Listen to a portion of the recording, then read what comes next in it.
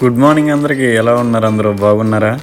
నా దగ్గర ఏం బెహరాన్ రూపాయి ఉంది. నేను బెహరాన్ దేశంలో ఉంటాను. కాఫీ తాగుదామని బయటకు వచ్చాను. ఈ coffee shop Arabic coffee shop. దీంట్లో కేరళ అతను ఉంటాడు. మాట్లాడుకుంటాం, ఒకరి భాష ఒకరికి అర్థం అవుతాం. నేను జోకులు వేసుకుంటే మాత్రం తెలుస్తుంది ఇతనికి.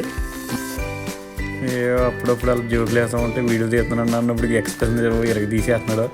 సరే మరి టీ ఇచ్చాడు. మరి పొద్దుట్టే టీ తాగుతాం అలవాటు.